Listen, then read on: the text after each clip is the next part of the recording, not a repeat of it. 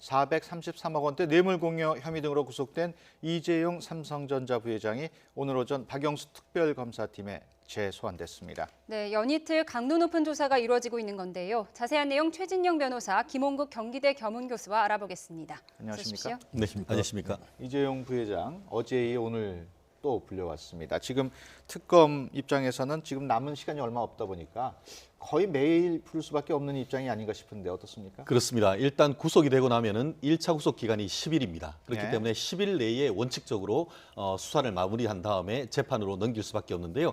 말씀드린 대로 길게 해봤자 2월 28일까지밖에 없기 때문에 지금으로서는 거의 매일 불러서 지금 조사를 할 계획으로 있는 것으로 알고 있습니다. 결국 지금 이번에 영장 청구를 했을 때 범죄가 지난번보다 한 두세 개 늘어나면서 조사해야 될 것이 상당히 많습니다. 예. 지금까지는 부인을 했는데 이제 구속이 된 이후에 심경의 변화가 있는지 그에 따라서 추가적인 조사를 하고 있는 것으로 보이는데요. 그와 같은 조사를 다 끝나고 난다고 하면은 빠르다라고 한다고 하면 금주 중에라도 재판으로 넘길 가능성이 있지 않을까 싶습니다. 예. 네. 이재용 부회장이 삼성 총수로는 처음으로 구속이 됐는데요. 저희가 혐의를 그래픽으로 준비했습니다. 보시면서 설명드리겠습니다. 네, 지금 보고 계신데요. 뇌물 공여, 박 대통령에게 430억 원의 뇌물을 공유했다는 혐의가 첫 번째고요. 그다음에 횡령, 뇌물로 쓰기 위해 97억을 횡령했다. 그밖에 위증과 국외재산 도피, 또 범죄 수익 은닉 이런 종류의 혐의를 받고 있습니다. 특별히 추가할 게 있을까요? 어떻습니까? 근데 이게 제일 핵심 정치적인 의미에서는 뇌물 공여죄가 가장 큰 의미가 될 것입니다. 예. 그리고 실제로 뇌물이 안 된다라고 한다고 하면은 아시다시피 지금 특검은 뇌물로 이 사건을 기본적으로 바라보지만 이미 이영렬 특별검찰수사대 같은 경우에는 강요로 했지 않습니까? 예. 결국 검찰에서는 삼성이 강요의 피해자였는데 갑자기 특검에 와서 지금으로서는 이 뇌물죄의 범죄자가 된 그런 상황 속에서 삼성에서는 여전히 우리는 강요의 피해자다라고 나갈 건데 그 부분을 어떻게 입증할 것인가가 제일 핵심적인 관건이고 그런데 법률적인 의미에서 봤을 때는 조금 다를 수가 있습니다. 무슨 말씀이냐? 뇌물죄를 준 사람은 그것이 1억이건 400억이건 간에 형법상의 뇌물 공유로 해서 5년 이하의 죄에 해당하지 않습니다. 그렇지만 이번에 했던 재산 국외 도피 같은 경우에는 이게 국외에 도피했는 재산이 50억이 넘으면은 무기 또는 10년 이상의 징역에 처할 수가 있습니다. 예. 그렇기 때문에 정치적인 의미에서는 이게 상당히 어떻게 보면 뇌물죄가 포커스가 되겠지만 실제로 이재용 부회장 입장에서는 국외재산 도피라든가 이게 횡령 액수가 50억이 넘으면은 형이 굉장히 높기 때문에 그 부분에 대해서도 실질적인 본인의 형을 상당 부분 고민하지 않을 수 없는 그런 상황이 된 것 같습니다. 예. 교수님께서는 국외재산 도피와 범죄 수익은 이 혐의에 대해서 어떻게 보십니까? 상당히 말씀하신 대로 중요합니다. 왜냐하면 규모가 일단 국외재산 도피만 해도 80억 원 정도니까요. 굉장히 큰 규모가 되는 거고요. 당초에는 이제 뇌물죄가 가장 중요한 요소가 됐습니다. 특히 박근혜 대통령의 이 탄핵 심판 여부에서도 이 부분이 굉장히 중요한 요소가 될 수밖에 없기 때문에 뇌물죄가 가장 핵심인데요. 그러나 국외재산 도피 같은 경우는 사실은 외환 관련해서 독일로 많이 송금됐던 이런 금액들이 금융당국에 신고되지 않았다 이런 내용들이고요. 또 범죄 수익 은닉 같은 경우는 회계 처리의 불투명성 등 여러 가지 요소를 들어서 지금 특검에서 이재용 부회장에 대해서 이 같은 범죄 혐의를 적용하고 있습니다. 이 부분들이 다 받아들여진다면 사실은 굉장히 중요한 요소가 될 거고요. 그러나 현재 이재용 부회장에 대한 조사와 다르게 또 진행이 되고 있는 헌법재판소의 이 탄핵 심판에는 뇌물죄가 결국은 또 굉장히 중요한 요소가 될 거기 때문에 기존의 그런 혐의와 이번에 추가된 두 가지 요소를 다 같이 저희가 좀 다양한 관점에서 바라볼 필요가 있겠습니다. 예.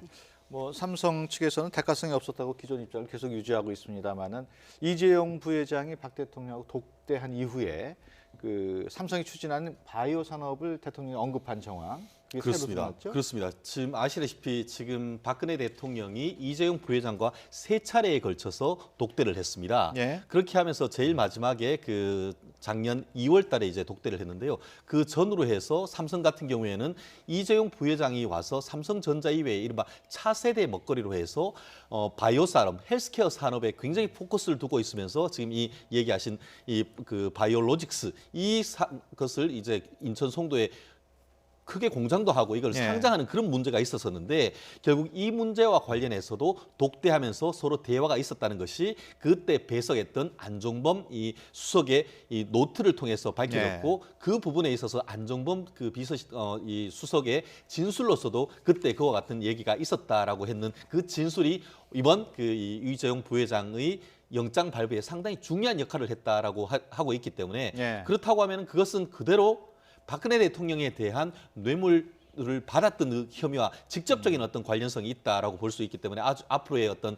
박근혜 대통령 대멸 조사를 하게 되면은 그 부분을 증거로 들이대면서 그 내용이 그 당시에 무슨 진술을 했는지 묻게 될 가능성이 상당히 높게 된 것이 아닌가 싶습니다. 예. 뇌물죄와 관련해서는 어쨌든 뇌물을 준 사람에 대해서는 구속영장이 발부가 된 건데요. 그럼 뇌물을 받았다고 볼 수 있는 대통령 조사가 필요할 텐데 대면 조사 어떻게 이루어질 걸로 보십니까? 일단 대면 조사가 상당히 어려워는 보입니다. 네. 왜냐하면 특검의 조사가 이 정도까지 진행이 됐고요. 당초에는 뇌물죄가 성립이 되지 않을 것이다. 이재용 부회장이 구속되지 1차 영장이 기각됐지 않습니까? 이걸 계기로 해서 헌법재판소에서도 박 대통령 측의 대리인단이 주장했던 근거가 탄핵의 되지 않는다는 근거가 역시 기각이 됐고 뇌물죄가 성립되지 않는다 이런 부분이었는데요. 일단은 특검의 영장에 대해서 법원이 일단 이를 받아들이고 그와 관련해서 일정한 소명을 인정을 했거든요. 그렇다면 박 대통령 측으로서는 이제는 뇌물죄에 대해서도 강하게 이 특검의 추궁을 받을 수밖에 없는 것이 대면조사의 내용이 될 겁니다. 대면조사에서 사실은 그동안 보였던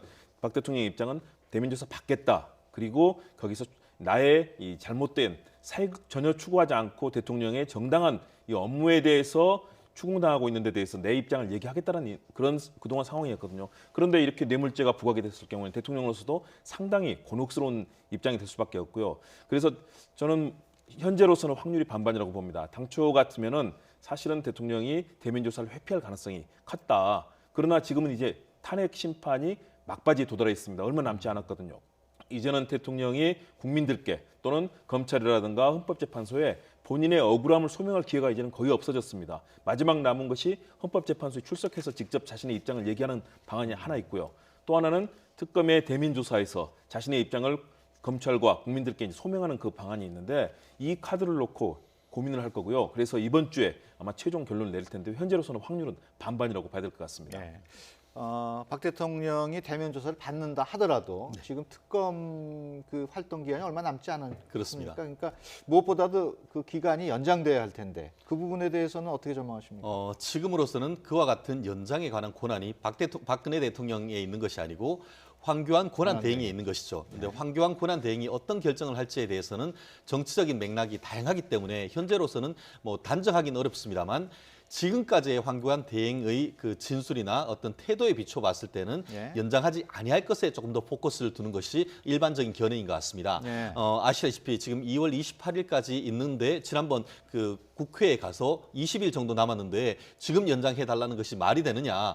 지금 20일 동안 열심히 하지 않으려고 하느냐라고 황교안 대행이 얘기를 했었지 않습니까? 그런 이후에 지금 지난주에 이 특검 같은 경우에 연장을 해달라는 것을 공식적으로 지금 요청을 했는 그런 상태. 그에 더불어서 지금까지 얘기했던 이재용 부회장에 대한 뇌물죄와 관련되는 영장이 발부되는 이런 상황 속에서 상당 부분 그 황교안 권한 대행 입장에서는 상당히 압박을 받을 수밖에 없는 그런 상황입니다. 하지만 지금까지의 전체적인 입장에서 비춰봤을 때는 그 2월 28일로 끝낼 가능성이 상당히 높다는 것이 일반적인 전망인데요. 아마 그렇게 됐을 경우에는 야권에서 상당히 이 부분을 정치적인 문제로 삼을 것이고 또 이것이 또 어떤 정치적으로 협치라기보다는 또 오히려 또 여당과 이 권한 대행 사이의 업무가 상당 부분 시끄러워질 수 있기 때문에 그 부분에 대해서 황교안 총리가 어떻게 그 판단할 것인지는 조금은 좀 두고 봐야 될 것 같습니다. 지금 말씀하신 것처럼 특검 기간이 연장이 안 되면 지금 수사는 어떻게 됩니까? 다시 뭐 검찰로 넘어가나요? 네, 그렇습니다. 이게 끝난다고 해서 모든 것이 없어지는 게 아닙니다. 결국 특검은 특검대로의 역할을 다 하게 된다고 하면은 그것을 이 특검법 규정에 따라서 2월 28일이 끝나면은 그 모든 것을 관할 지방 검찰청, 그러니까 서울중앙지방검찰청에 이첩을 해서 모든 기록을 가지고 가서 조사를 합니다. 마치 이 특검이 시작되기 전에 이영렬 특별수사반에 있던 그 2톤 분량의 수사 기록을 다 받아서 했듯이 그와 같은 일이 연속될 것인데요. 결국 앞으로 이제 이 부분 같은 경우에는 이 검찰이 얼마나 결국 정치적 중립성을 가지고 계속 그 예를 들어서 뭐 그 SK라든가 어떤 다른 대기업에 대한 수사 같은 것들을 해 나갈 수 있을지 그와 같은 것에 대해서는 이 검찰의 이제 앞으로 영역으로 넘어갈 가능성이 높게 된 것입니다. 네. 다음 주제로 넘어가 보도록 하겠습니다. 이제 우병우 전 민정수석이 어제 출석을 해서 이제 오늘 새벽에 돌아갔는데요. 특검에 출석했던 모습 잠깐 보시겠습니다. 최순실 씨 국정농단 방관했다는 의혹에 대해서 어떻게 생각하십니까? 최순실 씨 아직도 모르신다는 입장이세요? 네, 모릅니다. 이석수 특별감찰관 내사 방해했다는 의혹에 대해서 한 말씀 부탁드립니다. 들어가서 아니 잠시만 성실하게 말씀해 주시죠. 조사 문체부 받겠습니다. 인사 개입했다는 부분에 대해서 그런 모든 오늘 조사 받겠죠. 아드님 꽃보직 특혜에 대해서 한 말씀 부탁드립니다. 그동안 충분히 밝혔습니다. 한 어떻게 말씀만 밝히셨다는 국민들에게 거죠? 청탁한 적 없습니다. 들어갈게요.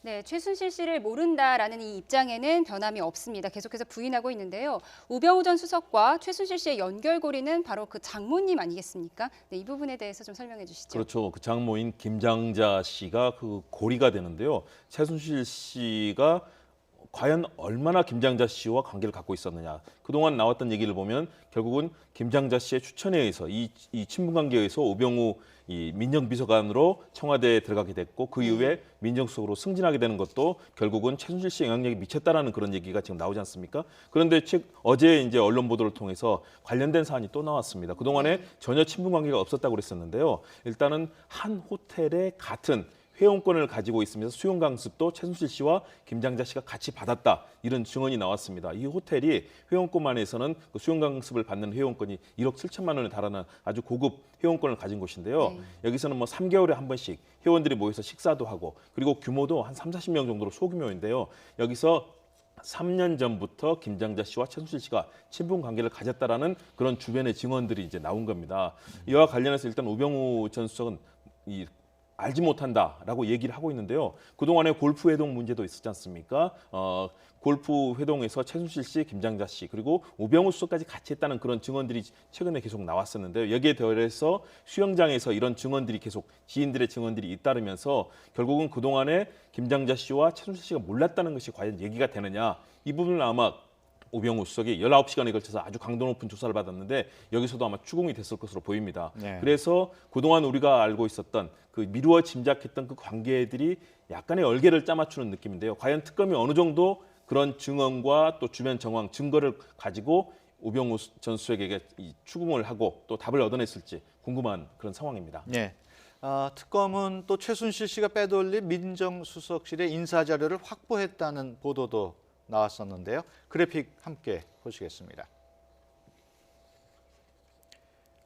네, 언론 보도에 따르면 특검이 확보한 우병우 민정수석 청탁용 인사 파일에 현 경찰청장인 당시 이철성 경찰청 차장, 또 우리은행장, 또 KTNG 사장 후보자 등에 대한 인사 검증 내용이 담겨 있었다고 하는데요. 특히 이철성 경찰청장과 우리은행장 후보자 서류에는 검증 중, 또 민정수석실, 또 KTNG 사장 후보자에겐 검증 완료 이런 메모가 붙어 있었다고 합니다. 일부 언론들의 보도 내용이 있는데요. 이런 보도가 사실이라면은 최순실 씨와 우병우 전 수석이 몰랐다는 얘기가 성립이 안 되는데 어떻습니까? 그렇습니다. 그 19시간의 그 조사를 받고 나올 무렵에 그게 오늘 그 새벽 4시 44분에 나왔습니다. 예. 그때에 나왔을 때에 언론 기자들이 물은 것이 바로 이 부분입니다. 예. 이 인스타 파일이 있는데 그것을 인정하십니까? 라고 했더니만 아닙니다라고 했습니다. 아주 네. 당당하게 얘기를 하고 나왔는데 아마 이 부분에 대해서 상당히 어떤 그 혐의점을 받고 지금 그 압박에서 조사를 했는 걸로 지금 얘기가 나오는데요. 이 문건이 나오게 된 배경이 다른 데서 나오는 것이 아니고 이 최순실 씨가 가지고 있던 핸드백 속에 이 문건이 있는 것을 최순실 씨의 조카죠. 그 장시호 씨가 문서가 이상하다 해서 휴대폰으로 찍어놨다는 것이죠. 예. 결국 그와 같은 문서 자체가 이 최순실 씨 측에 있었다는 것이 확인이 됐다라는 점에서 상당히 의미가 있고 다만 이 부분에 있어서 이 문서가 어디에서 나왔느냐라는 것에 대해서는 언론 보도가 두 갈래가 있는 것 같습니다. 하나는 최순실 씨가 인사청탁을 해서 메모를 최순실 씨 포스트잇으로 써서 이게 청탁을 넣는 파일이다라는 그 보도가 하나 있고 예. 또 하나는 좀 전에 지금 봤는 것처럼 이 민정수석실에 있는 서류가 나와 있다라는 그런 지금 보도가 있는데 예. 지금 그렇다고 한다고 하면 인사 청탁했고 청탁했는 것이 나와서 둘 다 있었다라고 볼 여지도 사실 있습니다. 예. 근데 지금 그 이 우병우 수석 같은 경우에는 아니다라고 하지만 현재 지금 검찰이 보고 있는 것은 여기 보면 수기로 써놨는 것이 있다고 합니다. 예. 그래서 그 검증 중 이런 것이 과연 그것이 예를 들어서 우병우 수석의 자필이다라는 것이 확인이 된다라고 한다고 하면은 둘 사이에 어떤 청탁을 하고 청탁을 받은 내용을 한마디로 더 이상 그 회피할 수 없을 정도로 확실한 증거가 되기 때문에 그 부분이 검찰이 얼마나 확인했는지 이 부분이 관건일 것이고 만약에 그 부분이 어떤 그 말씀드린 대로 둘 사이의 그 관계를 얘기할 수 있는 이른바 스모킹건으로 확인된다라고 한다고 하면은 오늘 특검이 이 그 우병우 수석에 대해서도 구속영장을 청구할 가능성이 매우 높아진 것이 아닌가 생각을 합니다. 네. 네, 인사 개입 의혹이 있는 인물이 한 명 더 있는데요. 오늘 2시부터 조금 전 2시부터 소환돼서 조사를 받고 있는 김인식 코이카 이사장. 지금은 참고인 신문인데요. 어떤 조사를 받고 있는 거죠? 네, 이와 관련해서 이제 미얀마 K타운 사업이 되겠죠. 우리나라 이제 동남아 지역에서 가장 중요한 보루 중 하나인 미얀마 지역에 대해서 여러 가지 사업 개발을 했고 이 부분에 대해서 최순실 씨가 이 설립된 기업의 일정한 지분을 받기로 했다. 그리고 그 개발 사업에도 직접적 개입을 했고요. 특히 미얀마 대사의 임명에도 사실은 최순실 씨가 개입됐다는 그런 얘기들이 검찰 조사를 통해서 이번 특검 조사를 통해서 확인이 되고 있는 상황 아니겠습니까? 그렇다면 이렇게 다양한 이권의 개입 그리고 인사 개입 문제까지 최순실 씨가 관장했다. 특히 조금 전에 말씀하셨던 경찰청장의 인사 문제는 우리나라 권력 4대 기관장입니다. 정말로 국가의 공권력을 다루는 가장 중요한 자리거든요. 그런데 거기 보면은 최순실 씨 자필 메모로 작년 7월이죠. 민정수석실로 보내라. 최순실 씨의 글씨체로 이제 그런 메모가 있고 전달이 됐다는 거 아니겠습니까? 네. 그렇다면 그 내용 여하를 따져본다면은 결국 이런 가장 중요한 인사기입 문제, 특히 우리은행장이라든가 KTNG 사장 같은 경우는 사장 추천 검증위원회가 따로 결성이 돼서 거기서 이 후보자를 검증하고 추천하는 과정을 밟는데 이런 문서까지도 최순실 씨가 직접적 개입이 됐다. 그리고 미얀마 K타운 그야말로 우리 국가의 초기에는 뭐 민간 투자 사업이었는데 이것을 정부의 공적 자원, 우리 이 정부에서 공적 자원을 개발하는 그런 사업으로 변질되는 과정 중에 최순실 씨가 직접적으로 이권에 개입됐다는 그런 의혹이 커지고 있는 상황이거든요. 그런 측면에서는 특검의 조사가 상당히 중요한 지점을 지금 겨누고 있다. 그리고 이것이 사실로 밝혀진다면 최순실 씨의 정말 국정에 대한 개입의 수준이 어느 정도인지, 특히 경찰청장에 대한 인사까지 정말로 우병우 전 수석과 함께했다면 정말 이것은 상당히 충격적인 일이 될 수밖에 없습니다. 다만 이 그 미얀마 K타운 사업 같은 경우에는 지금 나온 바에 따르면은 최순실 씨와 그 친분이 있었던 고영태 씨가 이것을 뒤에서 이 계획을 전체적으로 만든 듯한 지금 정황이 나오는 것이죠. 예. 실제로 지금 최순실 씨와 고영태 씨가 둘이 틀어진 계기가 바로 이 K타운 사업을 하는 과정에서 최순실 씨 몰래 고영태 씨가 그 인모 씨 관련되는 업체에 주식을 소개해주는 대가로 주식을 받기로 했었는데 예. 그걸 나중에 최순실 씨가 알게 됐다가 이게 서로 이제 의가 틀어지고 그것을 최순실 씨가 회수해 갖고 그걸 차명으로 보유했기 때문에 이런 의혹을 받고 있는데 결국 이 부분과 관련해서도 앞으로 정말 실체적 진실이 뭔지를 조금 더 밝힐 필요가 있지 않을까 싶습니다. 예. 지금 나오고 있는 이런 대부분의 모든 의혹들이 청와대 민정수석실로 다 이어지고 네, 있습니다. 그렇지만 우병우 전 수석 워낙 뭐 수사 논리를 잘 알기 때문에 그 특검팀도 애로사항이 많을 텐데 지금 보면은 그 문체부를 비롯한 관계자들이 증언 그것이 유일한 지금까지는 그렇습니다만은 그걸로 입증이 가능합니까? 결국 이번 같은 경우에 불러서 누가 조사를 했느냐가 굉장히 중요합니다. 예. 아시다시피 특검 같은 경우에 특검보가 4명이 있어서 각각 팀을 나눠서 하는데요. 오늘 출석했을 때에 처음 만나서 조사했던 그 검찰이 이용복 특검보 그리고 예. 또 윤석열 검사입니다. 이용복 특검보가 누구냐? 지금 그 문학의 블랙리스트와 관련해 가지고 이 김기춘 전 비서실장과 조윤선 장관을 구속시켜준 장본입니다. 예. 결국 그렇다고 하면은 앵커께서 지시하는 지금 지적했는 것대로 다른 어떤 것보다도 이 블랙리스트 그리고 더불어서 문화체육관광부에 있었던 인사 개입의 부분에 대해서 특검이 상당 부분 관심을 가지고 좀 조사했다라는 것을 미루어 짐작할 수 있는 것 같은데요. 예. 만약에 지금 이 민정수석실에서 블랙리스트 만드는데 적극적으로 관여를 했고 그와 같은 관여를 하는 가운데 적극 협조하지 않는 이 문화체육부 관광부에 있는 국과장들에 대해서 제대로 협조하지 않는 사람에 대해서 이른바 제2차 인사 파동을 일으킨 것에 대해서 핵심이 우병우 수석이다라고 그 혐의를 받고 있는데 네. 그 부분에 대해서 어젯밤에 어떤 조사를 했고 지금 뭐 나올 때 봤을 때는 본인이 한 적이 없다라고 했는 것 같은데 네. 물증으로 그리고 관련했는 이 관련자들의 진술로 입증이 된다고 한다고 하면은 본인이 부인한다 하더라도 구속영장 청구될 가능성이 여전히 있지 않을까 싶습니다. 네. 그런데 우 전 수석에 대한 특검 소환이 어제가 처음이었고요. 그래서 늑장 소환이라는 비판도 있었는데요. 이 점에 대해서는 어떻게 보십니까? 그런 비판이 충분히 가능할 겁니다. 왜냐하면 초기부터 사실은 김기춘 전 비서실장과 우병우 전 민정수석 두 사람은 소위 언론에서 뭐 법꾸라지라 얘기할 정도로 굉장히 법에 대한 지식과 경험이 풍부하기 때문에 법망을 충분히 빠져나갈 수 있는 그런 역량을 가진 사람이라고 해서 초기부터 조사가 굉장히 시급하다는 얘기를 많이 했습니다. 그리고 두 사람 다 휴대폰을 다 바꿨고 관련된 증거들을 거의 다 인멸한 그런 상황이었거든요. 그래서 우병우 민정수석에 대해서도 사실은 굉장히 그 빠른 조사가 필요하다는 얘기가 있었는데 사실은 저희가 흘러나오는 얘기들을 들어보면 특검팀 내부에서도 우병우 민정수석을 소환하는 문제를 놓고 여러 가지 얘기들이 많이 있었다고 그런 얘기들이 나오고 있습니다. 네. 그만큼 우병우 민정수석이 그동안 검찰 내에 갖고 있었던 막강한 권력 그리고 각계에 포진된 우병우 사단들이 사실 우리나라의 권력 사진기관에 다 포진돼 있었거든요. 그렇기 때문에 아직도 우병우 전 수석을 비호하는 기본 세력들이 있는 것 아니냐 이런 국민적인 의구심도 있는데요. 특검이 정말로 엄정한 수사, 지금 시간이 얼마 남지 않았습니다. 그렇기 때문에 이 남은 기간이라도 정말로 엄정한 수사를 통해서 법 앞에 누구라도 다 만인이 평등하다라는 것들을 좀 보여주는 계기가 돼야 될 것 같다. 사실 우병우 민정수석이 얼마나 많은 그런 그 거만하고 뭐 이런 비판들을 거만하다 이런 비판을 받았지 않습니까? 정말로 국민의 눈높이에 맞는 그런 조사를 받게 하는 계기로 특검도 좀 더 열심히 해줘야 되겠다 이런 네. 얘기들을 많이 하는 것 같습니다. 예, 알겠습니다. 지금까지 최진영 변호사, 또 김원구 경기대 겸임교수와 함께 얘기 나눴습니다. 오늘 말씀 고맙습니다. 감사합니다.